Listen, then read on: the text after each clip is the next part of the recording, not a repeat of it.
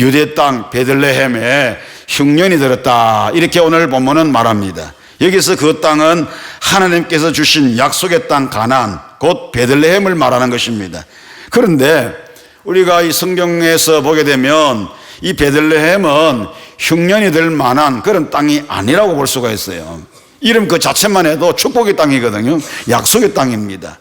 베들레헴 에브라다야, 이렇게 불려지기도 하는 이 베들레헴, 미가서 5장 2절에 보면 베들레헴 에브라다야 이렇게 말하자. 너는 모든 그 지역 가운데서 작은 고을에 불과하지만 너에게서 너를 다스릴 자가, 너에게서 이스라엘을 다스릴 자가 나올 것이다, 이렇게 말씀했거든요. 그러니까 베들레헴에서 메시아가 탄생한다, 메시아가 탄생할 것을 이 미가가 오래전에 예언했던 그 장소가 바로 베들레헴입니다. 그렇기 때문에 이 베들레헴은 약속의 땅이에요. 약속의 장소예요. 축복의 땅이고, 그 다음에 이제 베들레헴이라고 하는 이 말에, 이 지역의 이름의 뜻은 바로 떡집이라는 말입니다. 떡집, 은혜의 집이다, 그런 뜻이잖아요. 그리고 에브라다라는 말은 풍요로운 수확을 의미하는 그런 말인데, 그러니까 하나님이 약속하시고 하나님이 축복하신 이 베들레헴은 바로 약속의 땅이요, 축복의 땅이요, 그리고 또 풍요로운 수확을 약속하신 그런 땅이기 때문에 이 베들레헴은 흉년이 될 만한 그런 땅은 아니라고 하는 것입니다. 그러면 이처럼 풍요로운 수확이 넘치는 떡집이 왜 흉년이 들었느냐? 우리가 성경을 읽어보게 되면 성경에 나타나는 흉년은 대부분 보면 하나님의 심판, 하나님의 징벌로 주어지는 경우들이 많습니다. 성경에서 흉년이라는 말이 나올 때는 분명히 거기에 보면 대체적으로 보면 하나님의 심판이다, 하나님의 재앙이다, 이렇게 우리가 가름해 볼 수가 있는 것입니다. 흉년이 될 수 없는 곳에 흉년이 들었던 것처럼 오늘 우리 인생에도 이 흉년에서 아무도 제외될 수가 없다라고 하는 것입니다. 인생을 살아가다가 보면 누구나 언젠가는 흉년을 겪게 되는 경우들이 많습니다. 예를 든다고 하면 사람에게는 때로는 경제적인 흉년이 찾아올 때가 있어요. 인간관계 흉년도 있습니다. 고부간에 갈등이 심하고 부부간에 갈등이 생기고, 또 친구와 친구 간에, 교우와 교우 간에 이런 갈등이 생겨가지고 신뢰관계가 깨어진다, 이런 현상들이 일어난다고 하면 이거는 인간관계의 흉년이라고 볼 수가 있는 겁니다.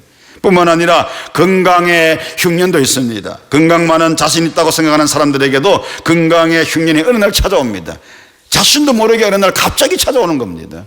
그런데 성도 여러분, 경제적인 흉년이나 인간관계 흉년이나 건강의 흉년도 우리에게는 참으로 힘든 거지만은, 그러나 이거보다 더 무서운 흉년이 있어요. 이거보다 더 힘든 흉년이 있습니다. 그게 뭔가 하면 바로 영적인 흉년입니다. 영적인 흉년, 영적인 침체 상태, 영적인 침체 상태, 이것이 가장 무서운 것입니다.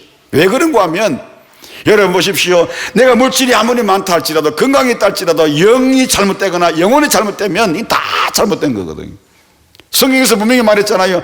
네 영혼이 잘 때면 같이 범사가 잘 되고 강건하기를 내가 소원한다고 말씀했는데, 영혼이 잘 될 때에 육신적인 삶도 잘 될 수밖에 없어요. 그러나 영혼이 잘못되게 되면, 영이 잘못되게 되면 이 육신의 삶이 피폐해질 수밖에 없어요. 만족도 없고 불안하고 그렇습니다.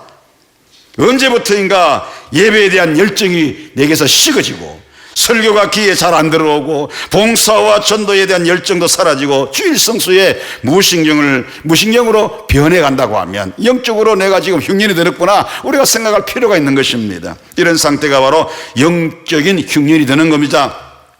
중요한 것은 이런 여러 가지 흉년이 들었을 때, 이런 여러 가지 흉년이 내게 찾아왔을 때 어떤 태도를 가지느냐, 이것이 매우 중요합니다. 오늘 본문에 나오는 엘리멜렉이라고 하는 사람, 나오미라고 하는 사람 부부입니다. 이 베들레헴에 살았던 엘리멜렉과 나오미는 부부죠. 이 부부는 베들레헴에서 아들 놓고 아들 말론과 기론 둘을 데리고 잘 살았는데, 어느 날인가 흉년이 찾아왔어요. 베들레헴에. 좀 전에 말씀드린 대로 이 베들레헴은 흉년이 될 그런 곳이 아닌데도 불구하고 흉년이 찾아왔습니다. 그렇다고 하면 하나님의 뜻과 섭리를 찾아보고 그렇게 자기들의 믿음으로 모든 것을 대처해 나가야 되는데, 그렇지 않고 흉년이 찾아왔다고 해서 이 나오미 엘리멜렉은 두 아들을 데리고 그 흉년을 피해가지고, 흉년을 극복하려고 노력하지 않고 흉년을 피해가지고 어디로 갔습니까? 모압으로 가버렸어요. 모압으로 피는 갔어요. 모압으로 이민을 가버렸어요. 흉년을 피해가지고 이스라엘과 적대관계일 수밖에 없고, 영적으로 적대관계일 수밖에 없고, 그리고 또 영적인 사람들이 사는 곳이 아니라 육적인 사람들이 사는 그곳으로 피난을 갔다, 이민을 갔다. 이거는 하나님 앞에서 정말로 잘못된 것이 아닐 수가 없는 것입니다. 누구보다도 하나님을 잘 믿었던 사람들이 때로는 신앙의 산실인 교회를 떠나고 마음마저 하나님 품에서 떠나버리는 그런 경우들이 종종 있는 것을 우리가 볼 수가 있습니다. 열심히 신앙생활 하다가 가정경제가 어려워지거나 감당하기 어려운 문제가 생겼다. 다시 말해서 신앙생활의 갈등과 해이에 빠지게 되면서 교회를 떠나는 그런 경우들이 있습니다. 또 어떤 사람은 교회 안에서 잘못된 인간관계를 통해 가지고 물질적으로 인격적으로 상처받아 교회에 대한 회의를 느끼게 되었을 때 그것을 극복하지 못하고 하나님을 떠나게 되는 경우도 없지 않아 있습니다. 오늘 우리는 인생의 흉년이 찾아왔을 때, 영적인 흉년이 내게 찾아왔을 때 어떻게 처리할 것인가? 인생의 흉년에 믿음과 인내함으로 이겨낼 것인가? 아니면 피해서 내가 도망갈 것인가? 우리 모두는 깊이 생각해 보아야 할 것입니다. 흉년을 피하는 것이 근본적인 해결책은 아닌 것입니다. 나오미와 엘리멜렉은 인생의 흉년을 피해가지고 쉽게 말하면 세상으로 간 거예요. 북신세계로 간 거예요. 그 가정이 세상으로 도피한 결과가 어떻게 나타났습니까? 오늘 3절에서 5절까지의 말씀을 보게 되면 비참한 결과가 찾아왔습니다. 여기 보니까 이렇게 말씀합니다. 나오미의 남편 엘리멜렉이 죽고 나오미와 그의 두 아들이 남았으며 그들은 모압 여자 중에서 그들의 아내를 맞이하였는데 하나의 이름은 오르바요 하나의 이름은 루시더라. 그들이 거기서 거주한 지 10년쯤에 말론과 기론 두 사람이 다 죽고 그 여인은 두 아들과 남편의 뒤에 남았더라 그랬습니다. 여러분 보십시오. 이 흉년 들었다고 베들레헴을 떠나갔던 모압으로 갔던 이 나오미 가족이 거기 살면서 잘 살았었냐? 잘 살았습니까? 육신적으로 잘 못 살았어요. 영적으로도 못 살았어요. 그럴 수밖에 없어요. 환경 자체가 하나님을 부정하고 하나님을 예면하는 지역인데 어떻게 그곳에서 믿음으로 살 수 있겠느냐는 거죠. 얼마 안 돼가지고 남편이 죽어버렸습니다. 모압에 거주한 지 10년 만에 말론도 죽어버리고 맏아들도 죽고 둘째 아들 기론도 죽어버렸어요. 그러니까 이 나오미는 남편 떠나보내고 두 아들 떠나보내고 이방 여인 며느리 둘만 데리고 여자만 서에 남았어요. 이게 얼마나 보기가 흉합니까? 이국 땅에서 정말 그야말로 패가 망신했다 이렇게 우리가 단정해도 과언이 아닐 정도로 심하게 어려움을 당했어요. 베들레헴은 떡집이라는 의미가 있다고 했습니다.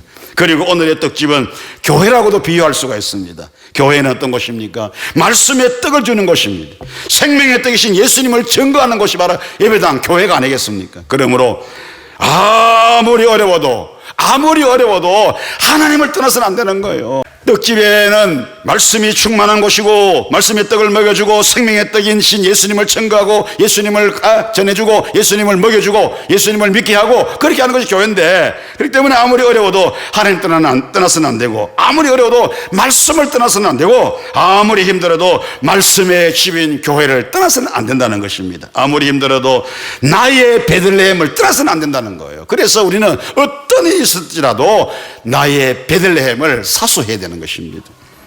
여러분의 삶의 환경이 어떠하든지 간에 하나님의 말씀, 생명의 떡이 있는 베들레헴을 떠나지 말고 생명 걸고 사수하시기를 축원합니다. 더욱더 하나님을 가까이 하고 교회를 가까이 하며 살아가는, 그래서 하나님이 약속하신 은혜와 복을 마음껏 받으며 그 떡집의 은혜를 누리며 살아가는 모든 성도들이 되시기를 다시 한번 주의 이름으로 축복합니다.